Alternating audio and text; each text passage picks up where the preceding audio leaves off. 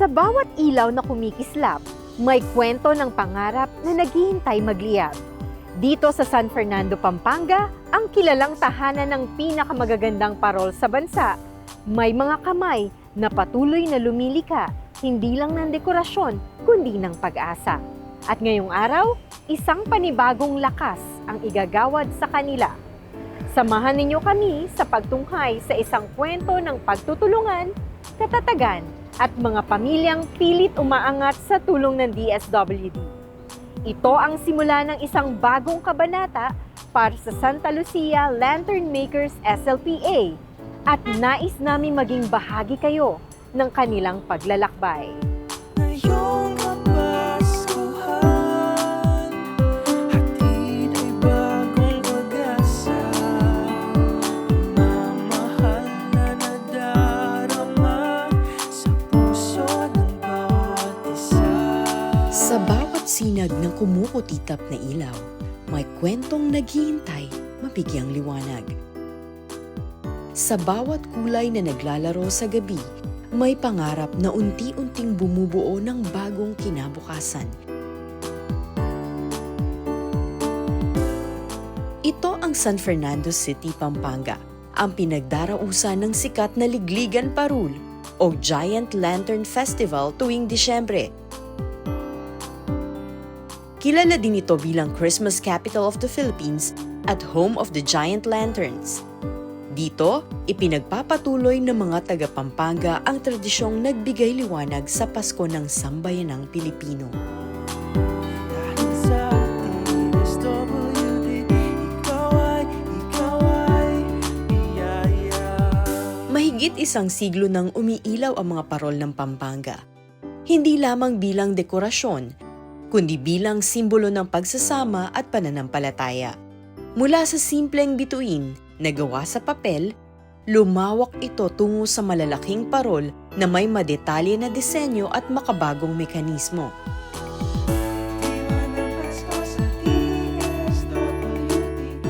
Binibigyan namin ng halaga ang aming mga giant lantern makers at mga manggagawa sa parulan. Dahil kung wala sa kanila, ay wala kaming magandang tradisyon na maipapamana sa mga susunod na henerasyon.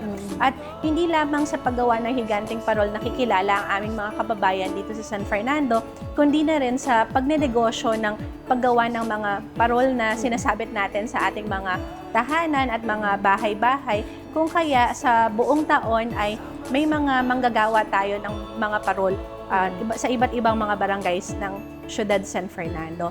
At napakasaya namin at napaka-proud namin dahil meron kaming mga kababayan na napaka-artistic at napaka-creative at talaga namang makikita natin ang talent nila sa paggawa ng ganitong klase ng tradisyon.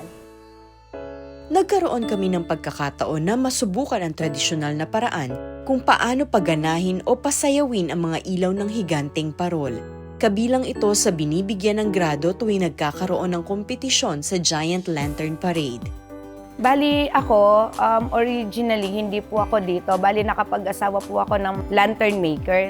Tapos na-adapt ko po yung nila, yung kanilang business hanggang natuto na po ako, hanggang nakahawak na po ako ng sarili ko pong mga kontrata. Sa Barangay Santa Lucia, may bagong grupo na sinuportahan ng Sustainable Livelihood Program o SLP ng Department of Social Welfare and Development. Sila ang Santa Lucia Lantern Makers SLPA na may 30 miyembro. Sila ang patunay na habang tumatanda ang tradisyon, may mga handang magdala nito sa susunod na panahon. Bali nung September, naghahanap po yung DSWD ng mga lantern makers para matutulungan po sila ng SLP. Ako po yung napili nila na magtatag ng association din. Ako rin po yung naatasan na maghanap ng mga members ko. Bali si Secretary Rex, nagpunta po siya dito to award the budget po ng SLP. Napakasaya po namin kasi magkakaroon po kami ng budget para makapagtayo po kami ng sarili naming parol. Para po makabili po kami ng mga materyales. Malaki po siya. Bali yung na-endorse po sa amin is 450,000 po.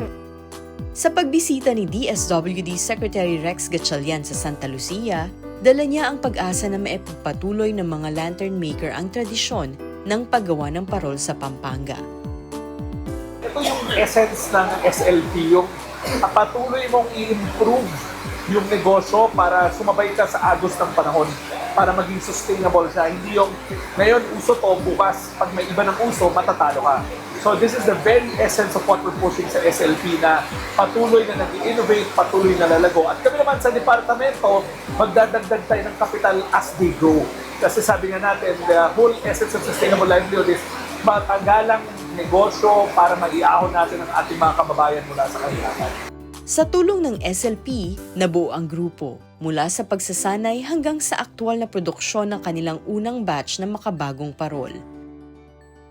Sa bawat parol na kanilang ginagawa, may oras, tiyaga at dedikasyon. Mula sa paghubog ng bakal hanggang sa paglalagay ng mga bombilya, walang shortcut. Bago po mag-umpisa yung pagbuo ng lantern, una po tayo sa framing. Yung pong framing, it took days po bago po siya mabuo kasi dadaan pa siya sa nagbabalantok, yung pong tawag namin sa nag-curve. Tapos after niya pong nabalantokan, ililipat na po na niya sa welder. Tapos after welding, mabubuo na po yung isang frame. Tapos lalagyan na po siya ng mga electrical. Ililinya na po lahat ng mga ilaw, bombilya. Pagkatapos po nun, babalutin na po siya. Sama-sama, sama-sama na magsulong ng Pasko. Diwan ng Pasko, diwan ng Pasko sa DSWD. Diwan ng Pasko, diwan ng Pasko, diwan ng Pasko sa DSWD. Yun po is 14 feet lantern po na minsan ino-operate din po ng rotors. Ayun po yung rotors. Siya, i-connect po yung rotors from the lanterns. Then po, i-drive po yung rotor para mailawan po. Just like in the giant lantern po na festival. Pag display lang po sa mga ibang cities, gagamit po kami ng mga computer box para po pailawan yung lanterns at maglaro po siya. Para sa mga miyembro ng SLPA, higit pa sa kabuhayan ang natagpuan nila. Isang sining na nagbubuklod at nagpapakilala sa kanilang abilidad sa iba. So ito na yung finishing process nila, yung pagdidikit ng mga designs. Yan. So after nyong idikit yung design, para itong puzzle lang, para lang gumagawa kayo ng puzzle. Kailangan nyo lang ilagay yung mga design according to their sizes. Yan. Ito pa. So, bago nyo ilagay, gagamitan mo na ng glue para dumikit yung mga designs. So, after nito, ito na, yung finished product. Ito yung order na LGU ng Pasig dito sa Santa Lucia Lantern Makers, SLPA.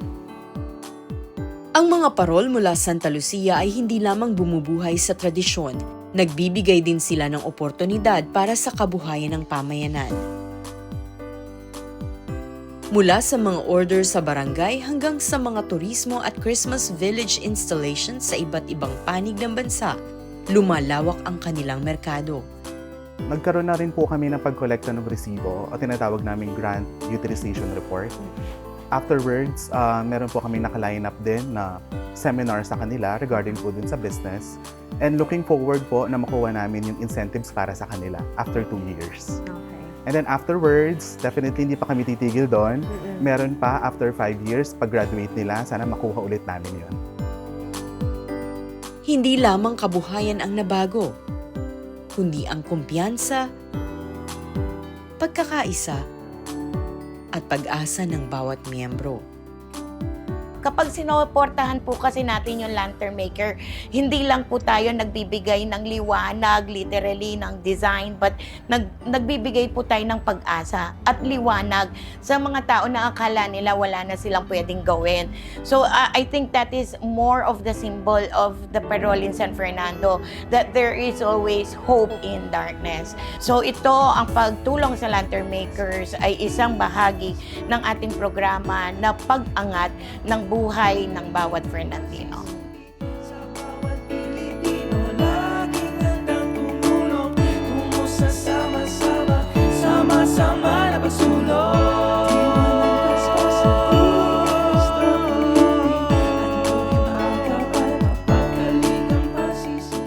1,000 pieces yung Ilang order, months bago mga yung time allotment nun is mga 2 months. 2 months. At Pero, least, oo, ganun po. at least 2 months. Pero dapat 3 months. Yung 2 months, rush na po yun? Hindi pa? Rush na siya. Ay, actually, hindi pa. Pwede pa siya. Pero kawawa kasi yung mga laborer. Oo eh. nga po. Parang, Imbes na makakauwi na sila ng around 7 o'clock, mag-overtime sila hanggang madaling araw. Kontrata yan. Hindi ka pwedeng lumagpas. Pag lumagpas ka, may penalty ka. Kasi mga inaalagaan ko talaga yung mga laborer ko. Kasi pag hindi mo yan inalagaan, hindi naman mag-grow yung ano mo, Opo, business totoo mo. Iiwan ka nila. Pag iniwan ka nila, paano ka kikita? Bali, yung kasing labanan ng dito, labor is pakyawan. bale. Yung sahod mo, nakadepende sa'yo. Kaya masisipag sila. Kasi seasonal lang naman. Opo. Kasi mag-start kami is September, so 3 months production lang. Minsan yung mga masisipag nga, aabot pa ng 300K yung sahod nila. Halimbawa, sa isang week, kikita sila ng mga around 15,000. Pag tamad ka, wala. Hanggang 3,000 ka lang ng Sabado. Depende nga, kaya yung kita mo, nakadepende sa'yo. Opo. Sa bawat liwanag ng parol mula Santa Lucia, may pamilyang Pilipinong muling tumatatag. Sa bawat sindi ng bagong disenyo, may kabataang natututong mangarap.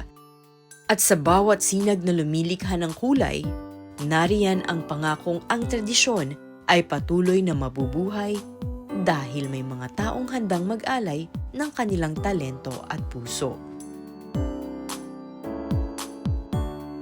Sa mga nagbabalak or nandyan na sa livelihood program, kailangan talaga natin ng passion, dedication. Tapos, dapat na-ensure natin yung mga budget natin, hindi sila mababawasan. Dapat kikita siya para yung seed program na binigay ng DSWD, mapapalago mo siya hanggang sa 5 years, yung pinakahuling stage ng seed, makamit mo siya. Kasi pag pinabayaan mo yan, sinayang mo na yung pera ng gobyerno, sinayang mo yung pagod ng mga tao mo, sayang din yung pagod at effort mo kung pababayaan mo lang. Aabutin at aakapin ang mga nangangailangan.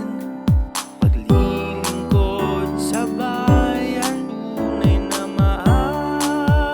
maaasahan. DSWD, regional, tsaka sa national po, especially DSWD Pampanga. Thank you po sa pagpili niyo po sa amin. Nabigyan po kami ng ganitong pagkakataon. Malaking tulong po ito para sa amin at sa mga laborer po namin, sa mga workers, mga lantern makers. At saka po nasa showcase pa po namin kung anong meron po ang Pampanga, especially Santa Lucia City of San Fernando po.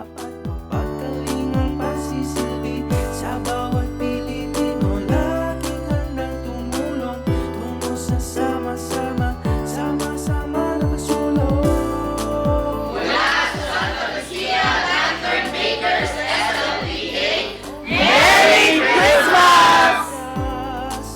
Atin ang isa sa buhay, ang kanyang mga pagbabay. Sa pagpapasigla ng kabuhayan, hindi lang puhunan ang naipapasa, kundi pag-asang muling maaaring pagliyabin. Ang 15,000 piso na ipinagkaloob sa bawat miyembro ng Santa Lucia Lantern Makers SLPA ay higit pa sa tulong pinansyal. Ito ay pagkilala sa kanilang talento, sipag at kakayahang bumuo ng mas maliwanag na bukas. Sa pagtutulungan ng komunidad at ng pamahalaan, nagiging posible ang mga pangarap na dati tila malayo. Naway magsilbi itong paalala, kapag pinili nating magbigay liwanag sa iba, mas maliwanag din nating natatanaw ang hinaharap. Sama-sama, patuloy tayong aahon, lilikha at magliliwanag para sa bayan. Naway nabigyan po namin kayong muli ng inspirasyon sa tampok naming espesyal na kwento ngayong panahon ng Pasko. Ako po si Bianca Piedad Tamondong ng Traditional Media Service na nagsasabing sa bawat hamon ng buhay, ang DSWD ay patuloy ninyong magiging kaagapay.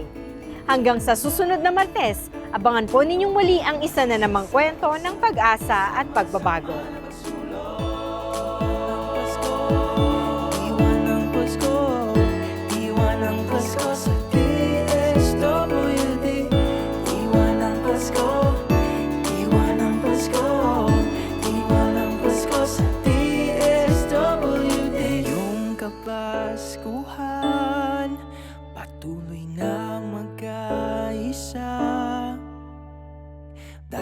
sa DSWD, bawat buhay ay mahalaga.